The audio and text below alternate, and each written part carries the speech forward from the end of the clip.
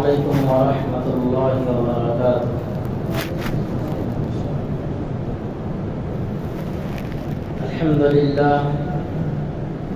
الحمد للہ وحدہ والصلاة والسلام علی من لا نبی بعدہ، اما بعد فقد قال اللہ تبارک وتعالی فی القرآن المجید والفرقان الحمید: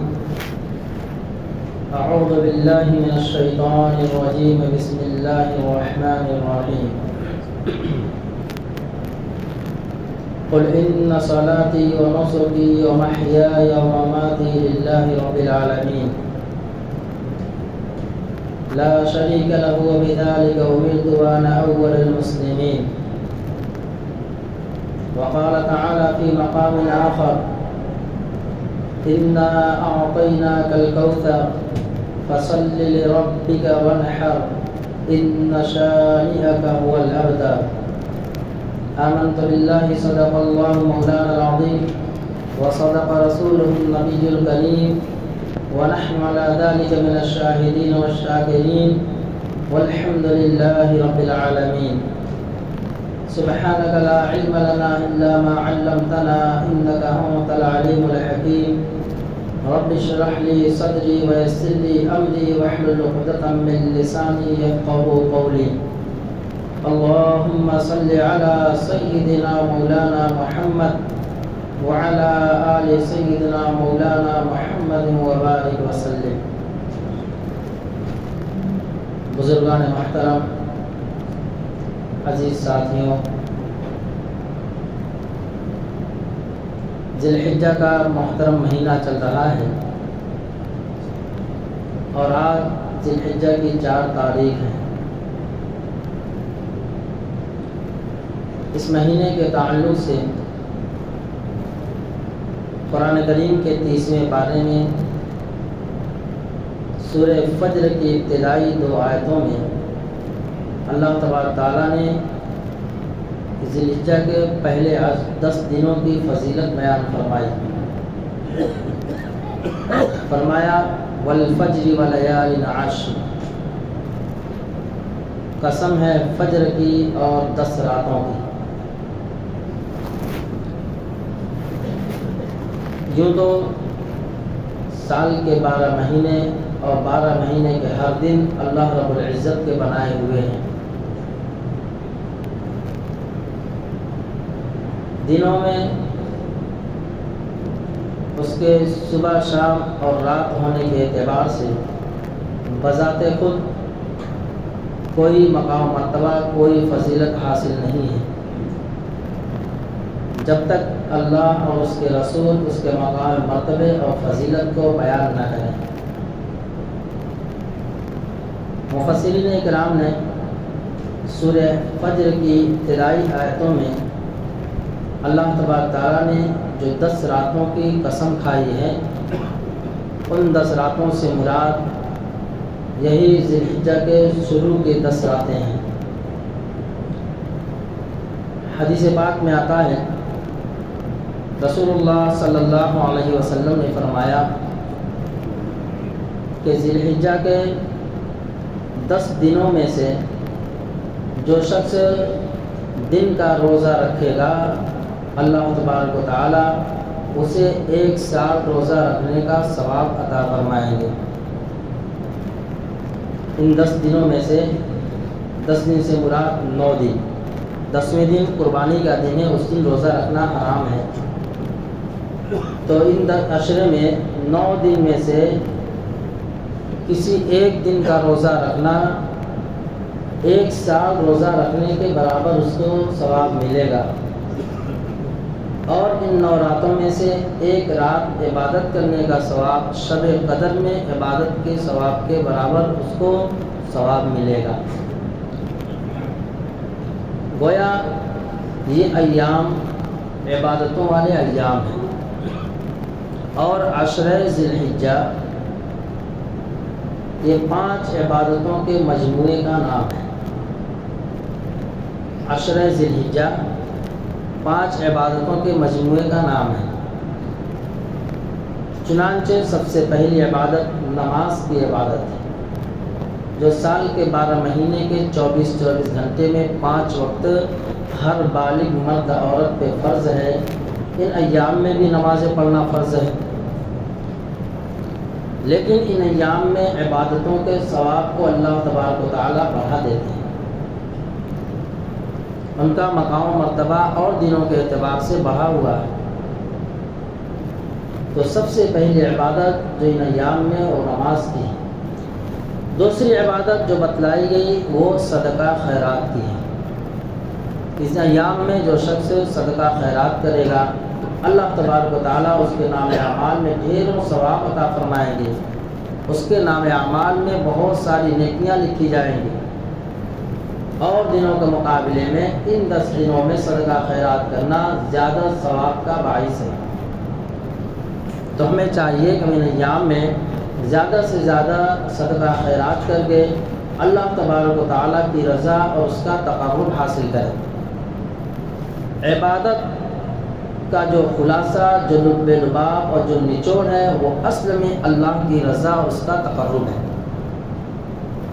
چاہے وہ روزے کی عبادت ہو، چاہے وہ نماز کی عبادت ہو، چاہے قربانی کی عبادت ہو، چاہے صدقہ خیرات کی عبادت ہو، یا ذکر و تلاوت کی عبادت ہو، یا غریبوں اور مسکینوں اور بیواؤں کی مدد کی عبادت ہو، یا کسی کے ساتھ اس نے سلوک سے پیش آنے کی عبادت ہو، ان تمام عبادتوں کا جو نچوڑ ہے وہ اللہ تبارک و تعالیٰ کا تقرب اور اس کی رضا ہے، بشرطے کہ ان عبادتوں کے اندر، ان عبادت کے کرنے کے اندر نیتیں ریا اور دکھاوے سے پاک ہو۔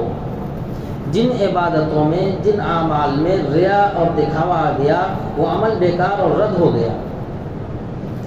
عبادتوں کی مقبولیت خلوص اور للہیت چاہتی ہے، عبادتوں کی مقبولیت خلوص اور للہیت چاہتی ہے۔ ہم چاہیں کہ ہماری نماز قبول ہو جائے تو سب سے پہلے ہمیں نیتوں کو درست کرنا پڑے گا۔ ہم چاہیں کہ ہمارا روزہ اللہ کی بارگاہ میں قبول ہو جائے تو سب سے پہلے ہمیں اپنی نیتوں کو درست کرنا پڑے گا۔ جب نیتیں ریا سے، دکھاوے سے پاک ہوگی، اللہ کی بارگاہ میں وہ عمل مقبول ہوگا۔ ایک شرط اور لگائی ہے کہ سارے کے سارے اعمال جو بندہ کرتا ہے وہ سنت کے مطابق بھی ہونا چاہیے، سنت کے مطابق بھی ہونا چاہیے۔ تو دوسری عبادت جو ان ایام میں ہے وہ صدقہ خیرات کی ہے، اور تیسری عبادت جو ہے وہ روزہ ہے۔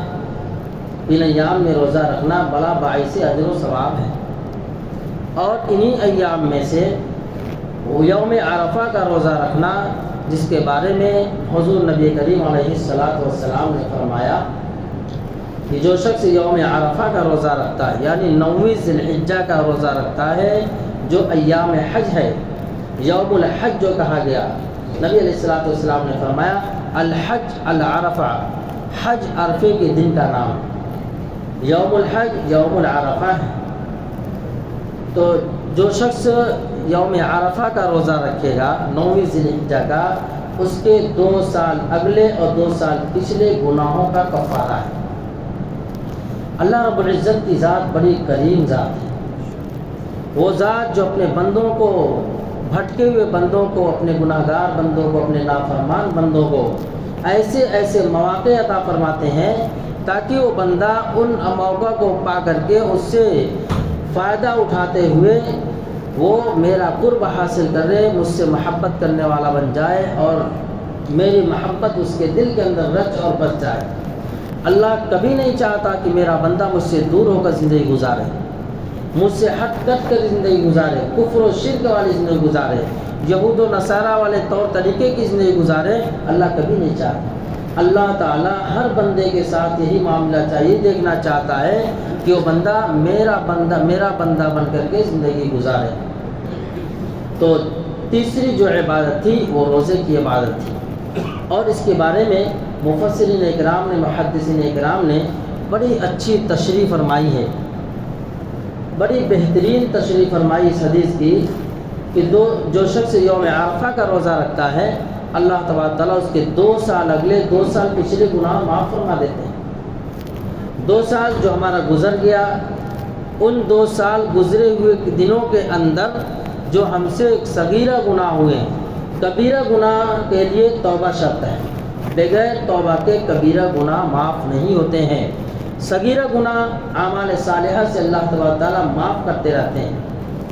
تو یوم عرفہ کا روزہ رکھنے سے 2 سال جو ہمارا گزر گیا اور اگلا 2 سال جو آنے والا ہے، اس میں بھی جو گناہ ہونے والے ہیں اللہ تبارک تعالیٰ پہلے ہی اس کو معاف کر دیا اس عرفہ کے روزے کی برکت سے۔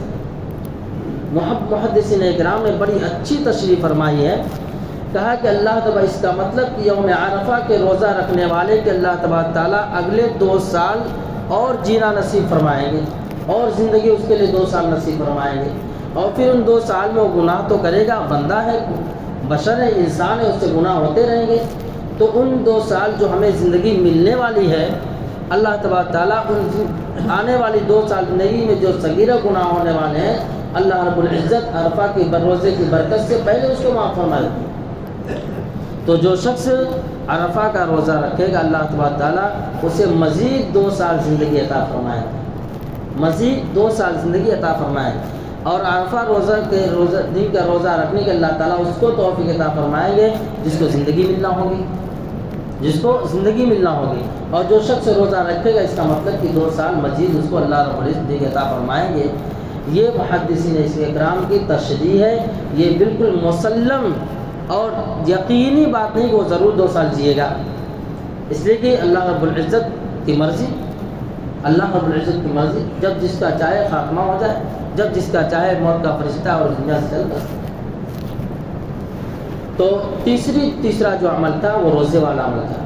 چوتھا جو عمل ان ایام میں ہے عشر ذی الحجہ میں، وہ قربانی والا عمل ہے، جو ان ایام میں 10ویں 11ویں 12ویں ذی الحجہ کے علاوہ سال کے 360 دنوں کے اندر کبھی بھی کرے گا، جانور ذبح کرے گا تو قربانی کی نیت سے اگر کرے گا تب بھی اس کو قربانی کا ثواب نہیں ملے گا، سوائے ان 3 دنوں کے۔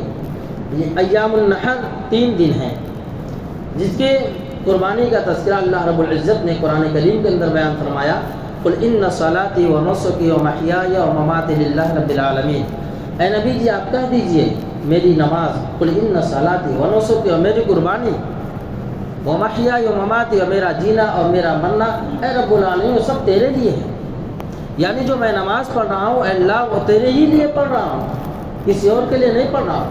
جو قربانی میں کروں گا وہ تیرے ہی لیے کروں گا، کسی اور کے لیے قربانی نہیں کروں گا، بتوں کے نام پہ نہیں کروں گا، مورتیوں کے نام پہ، کسی اور کے نام پہ نہیں کروں گا۔ اے اللہ جب بھی میں قربانی کروں گا وہ تیرے ہی لیے کروں گا، تیرے ہی نام سے کروں گا، کسی اور کے نام سے نہیں کروں گا۔ اور میری جو زندگی ہے باری تعالیٰ میں جو زندگی گزاروں گا وہ تیرے ہی لیے، تیری بندگی کرتے ہوئے زندگی گزاروں گا، اور جب موت آئے گی تو اس وقت تیرا کلمہ پڑھتے ہوئے دنیا سے رخصت ہوں گا جو تمام جہان کا رب ہے۔ پھر فرمایا لا شریک لہ، اللہ تیرا کوئی شریک نہیں، تو تمام شرک سے پاک ہے، تو وحدہ لا شریک ہے، تو تنہا ہے، یکتا ہے، بے نیاز ہے، نہ تیری ذات میں کسی کو شرکت حاصل ہے، نہ تیری صفات میں کسی کو شرکت حاصل ہے۔ ساری ضرورتوں کا بیک وقت ساری مخلوقات کو پورا کرنے والا رب العالمین تو ہی ہے، تیرے علاوہ کوئی نہیں جو کسی کو زندگی بخش سکے، جو کسی کو موت دے سکے، جو کسی کو تندرستی دے سکے، جو کسی کو بیماری دے سکے، جو کسی کو اولاد دے سکے، جو کسی کو لڑکا اور لڑکی دے سکے، تیرے علاوہ کوئی نہیں، جو کسی کو مالدار بنا سکے، جو کسی کو غریبی کی زندگی عطا فرمائے، اے اللہ تیرے علاوہ کوئی نہیں، تو ہی ہے، لا شریک لہ وبذالک امرت، اور جو میں کام کروں اللہ تیرے حکم کے مطابق کروں، وانا اول المسلمین، اور میں مسلمانوں میں سے سب سے اولین مسلمان میں سے۔ تو قربانی کا حکم اللہ رب العزت نے خود قرآن کریم میں نازل فرمایا، اور سورہ کوثر جو میں نے تلاوت کی اس میں فصل لربک وانحر، آپ نماز پڑھیے اور قربانی کیجیے اپنے رب کے نام سے۔ قربانی ہر صاحب نصاب پہ واجب ہے۔ اور 5واں عمل جو بتلایا ہے وہ محتم بالشان عمل، جو اسلام کا 5واں رکن ہے وہ حج ہے۔ حج بھی انہی ایام میں ہوتا ہے، 8 ذی الحجہ سے لے کر کے عید کے چوتھے، تیسرے اور چوتھے دن تک حج کے ایام ہیں۔ 5 دن ایام الحج کے ہیں، جو 5 دنوں میں حج کے تمام ارکان پورے کیے جاتے ہیں وہ بھی انہی مہینے میں پورے کیے جاتے ہیں۔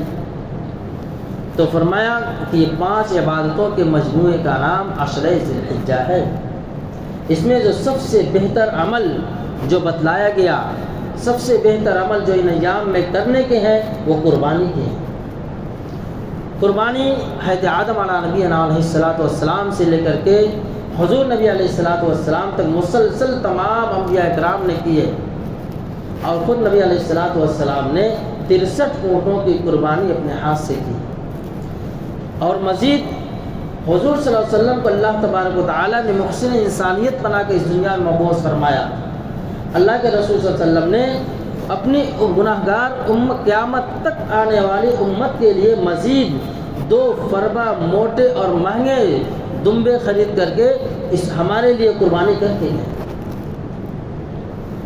حضور نبی علیہ السلام کے دل کے اندر امت کا کتنا درد تھا، کتنی محبت تھی، کتنی شفقت تھی کہ جو شخص غریب ہے قربانی نہیں کر سکتا ہے، یا جو شخص مالدار بھی ہے، ان کے لیے بھی اللہ رب اللہ کے نبی صلی اللہ علیہ وسلم نے اپنی طرف سے 2 دمبے کی قربانی، مہنگے دمبے کی اور موٹے اور فربہ اور شاندار دمبے کی قربانی ہمارے لیے کر کے دنیا سے گئی۔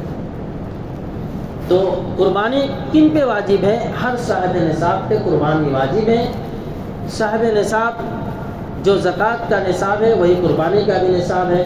فرق اتنا ہے کہ زکوٰۃ کے لیے مال پہ سال کا گزرنا ضروری ہے، اور قربانی کے لیے مال پہ سال کا گزرنا ضروری نہیں ہے۔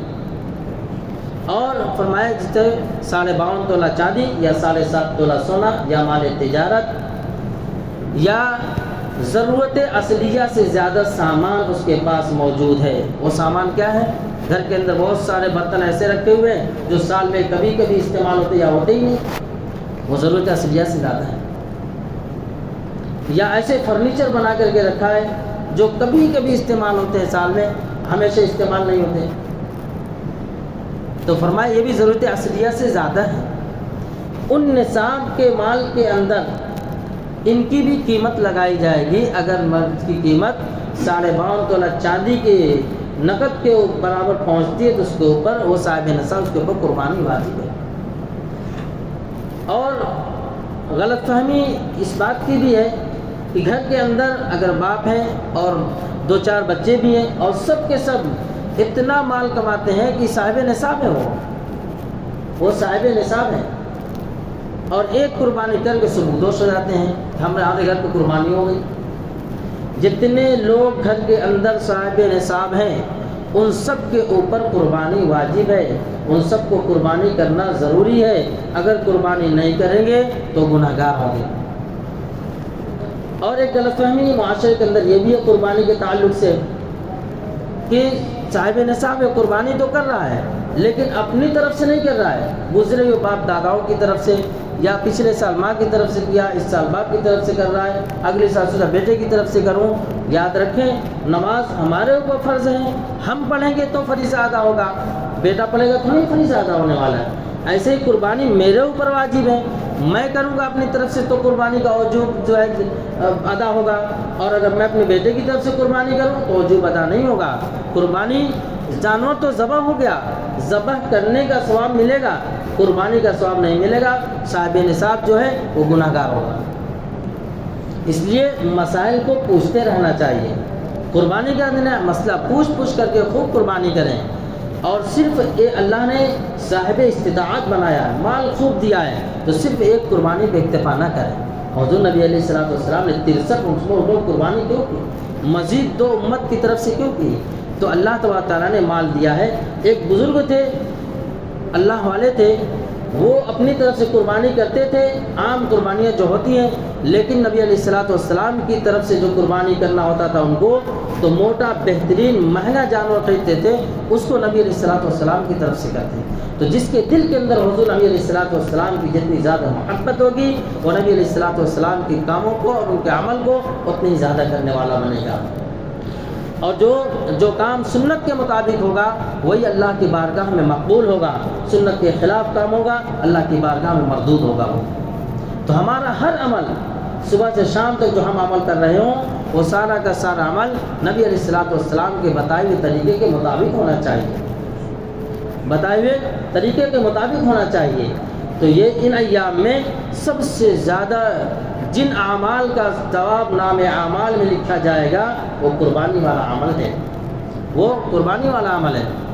بعض مطلب قرض دار ہوتے ہیں لیکن قرضے کئی طرح کے دنیا میں رائج ہو گئے ہیں، ان کو بھی پوچھنا چاہیے، مسئلہ آ کے پوچھنا چاہیے کہ ہمارے پاس ایسے سا مال، اس طریقے سے مال ہمارے پاس موجود ہے، یا ہم نے کسی کو قرضہ دے رکھا ہے، اب ہمارے پاس اتنا مال نہیں ہے، لیکن جو قرضہ دوسرے کو دیا ہے وہ نصاب کے بقدر ہے، اب میں کیا کروں؟ قربانی اس کو کرنا ہے، قرض لے کے قربانی کرے، اس لیے جو مال اس کو ملنے والا ہے جب بھی ملے گا صاحب نصاب ملنے کی جو ہے امید ہے۔ تو اس لیے قربانی کے مسائل کو ہمیں پوچھنا چاہیے اور قربانی ہمیں کرنی ہی چاہیے۔ قربانی اللہ تبارک تعالیٰ کی بارگاہ میں بڑا عظیم الشان عمل ہے۔ ترمذی شریف کی ایک روایت ہے جس میں حضور نبی علیہ الصلوۃ والسلام نے بتلایا ہے کہ قربانی جو ہے یہ ہمارے لیے جنت کی سواری ہے، اور ایک روایت میں ہے کہ جب قبر سے اٹھے گا تو اسی سواری پہ بیٹھ کر کے وہ میدان محشر میں جو ہے داخل ہوگا، میدان محشر میں جائے گا وہ۔ اس روایت کے بارے میں علماء کرام نے فرمایا ضعیف روایت ہے، لیکن فضائل کے باب میں اس طریقے کی روایتیں بھی جو ہے قبول ہوتی، مقبول ہیں۔ تو کون ایسا آدمی ہے جو اپنے لیے سواری خریدے اور ٹوٹی پھوٹی سواری پسند کرتا ہو؟ ہم میں سے کوئی ایسا نہیں۔ ہر شخص چاہے گا میں بہترین قسم کی، اگر اس کے بائک خریدنا ہو تو اچھی خریدنے کی کوشش کرتا ہے، اگر 4 ویلر خریدنا ہو بڑی اچھی سے اچھی گاڑی خریدنے کی کوشش کرتا ہے۔ تو جنت میں جانے کی جب سواری اس کو حاصل کرنا ہو تو کیا وہ کم پہ اکتفا کرے؟ اسے بھی چاہیے کہ بہترین سے بہترین قربانی جانور خریدے اور اللہ کی بارگاہ میں قربان کرے۔ اللہ تبارک تعالیٰ ہمیں ان سب باتوں پر عمل کی توفیق عطا فرمائے۔ وآخر دعوانا الحمد للہ رب العالمین۔